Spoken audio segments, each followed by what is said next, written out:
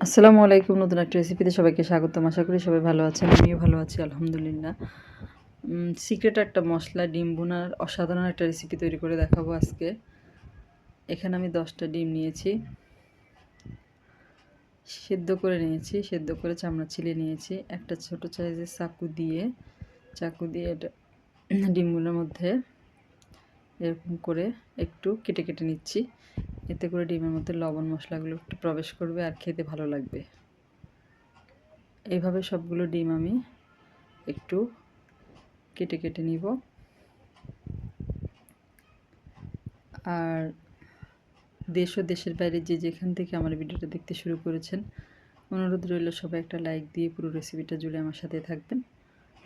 আর secret মশলাটা কি সেটাও দেখে নেবেন, নাহলে কিন্তু ডিম ভুনাটা পারফেক্ট হবে না আপনাদের। আমার মতো আমার বাসায় ডিম ভুনাটা খেয়ে সবাই কিন্তু অনেক প্রশংসা করেছে আমার। আর চুলায় একটা প্যান বসিয়ে দিয়েছি। প্যানটা যখন গরম হয়ে গিয়েছে তখন আমি এর মধ্যে দিয়ে দিলাম 4 টেবিল চামচের মতো সয়াবিন তেল। তেল দিয়ে তেলটা পুরো প্যানের মধ্যে লাগিয়ে নিলাম।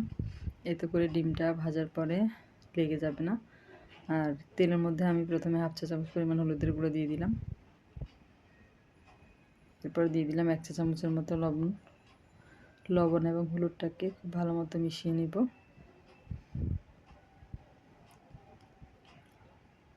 আর এইভাবে করে লবণ আর হলুদের মধ্যে ডিমটা ভেজে নিলে কিন্তু খেতে ভালো লাগবে আর দেখতেও ভালো লাগবে। ডিমের মধ্যে খুব সুন্দর একটা কালার আসবে।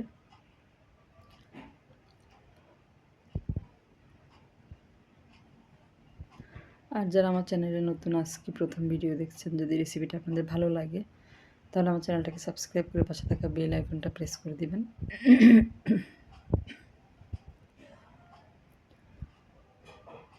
ডিমটা আমি নেড়ে চেড়ে ভেজে নিচ্ছি।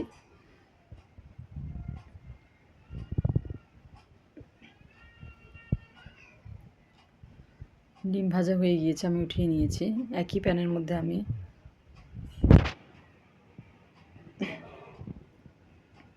আরও 4 টেবিল চামচের মতো তেল দিয়ে দিলাম, সয়াবিন তেল। এ পর্যায়ে দিয়ে দিব পেঁয়াজ বাটা। এখানে আমি 3 চা চামচ পরিমাণ পেঁয়াজ বাটা দিয়েছি।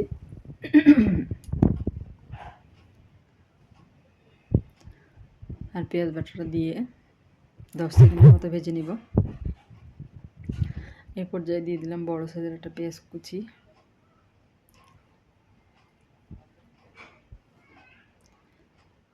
এখন দিয়ে দিলাম একটা টমেটো, বড় সাইজের একটা টমেটো কুচি করে নিয়েছি।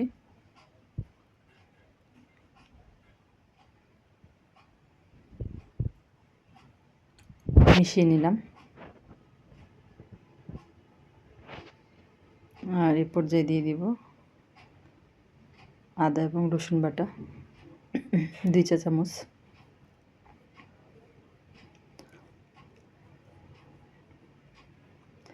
আদা এবং রসুনটা দেওয়ার পরে 10 সেকেন্ডের মতো ভেজে নিব।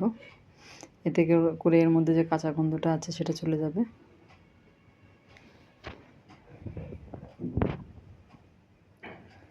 এই পর্যায়ে দিয়ে দিলাম 1/2 চা চামচ হলুদের গুঁড়া। যেহেতু আগে হলুদ ব্যবহার করেছি এই জন্য এখন হলুদটা বুঝে দিতে হবে। আর দিয়ে দিব ঝালের জন্য মরিচের গুঁড়া 2 চা চামচ। আর এই রান্নাটা কিন্তু বেশি ঝালও ভালো লাগে না, আবার একেবারে কম ঝালও ভালো লাগে না, মাঝামাঝি পর্যায়ে রাখতে হবে ঝালটাকে। আর সুন্দর একটা ফ্লেভার আসার জন্য আমি এখানে 4 টুকরো দারুচিনি দিয়ে দিয়েছি। আপনারা যারা পছন্দ করেন না দারুচিনি এর ফ্লেভার তারা স্কিপ করতে পারেন, চাইলে এখানে তেজপাতাটা ব্যবহার করা যাবে। আর এই পর্যায়ে দিয়ে দিব সিক্রেট সেই মশলাটা। এটা হচ্ছে রাঁধুনি রেডিমিক্স রোস্ট মশলা। আর আজকের এই ডিম ভুনাটা আমি রোস্ট মশলা দিয়ে করব। আর অবশ্যই বাসায় একবার এভাবে রোস্ট মশলা দিয়ে ডিম ভুনা করে দেখবেন,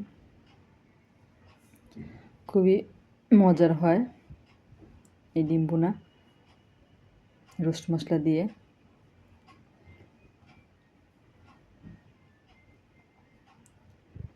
মশলাটা খুব ভালো মতো কষিয়ে নিয়েছি। পর্যায়ে দিয়ে দিব পানি। এখানে আমি গরম পানি ব্যবহার করছি।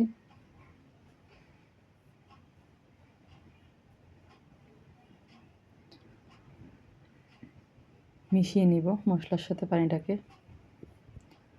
আর এই ডিম ভুনা কিন্তু ভাত, তারপরে বিরিয়ানি, পোলাও, খিচুড়ি সব কিছুর সাথেই কিন্তু খেতে অনেক ভালো লাগে।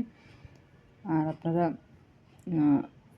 অবশ্যই বাসায় একবার হলে এভাবে ট্রাই করে দেখবেন। লবণ আমি দিয়ে দিলাম স্বাদ অনুযায়ী, আগে যেহেতু লবণ ব্যবহার করেছি সেই জন্য লবণটা একটু বুঝে দিতে হবে।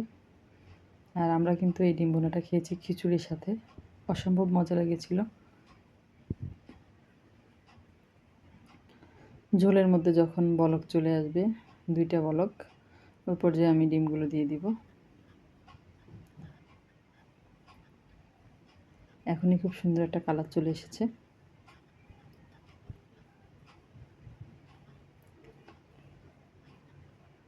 এ পর্যায়ে দিয়ে দিব আমি হাফ চা চামচের মতো গরম মশলা গুঁড়া,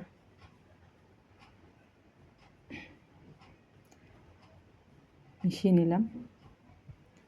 মিশিয়ে নিয়ে ঢাকনা দিয়ে ঢেকে এটা আমি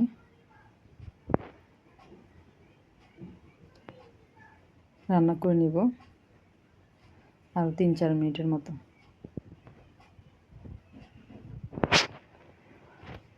ঢাকনা দিয়ে রেখে দিলাম, ঢেকে মিডিয়াম লো আছে এটা আমি রান্না করে নিয়েছি। আরও 3-4 মিনিট হয়ে গিয়েছে। এ পর্যায়ে আমি কিছু কাঁচামরিচ দিয়ে দিব উপর দিয়ে। আর শেষে এখন দিয়ে দিব 1 চা চামচের মতো চিনি। আর অবশ্যই চিনিটা দেওয়ার চেষ্টা করবেন, এতে করে কিন্তু এটা টেস্টটা বহুগুণে বেড়ে যাবে।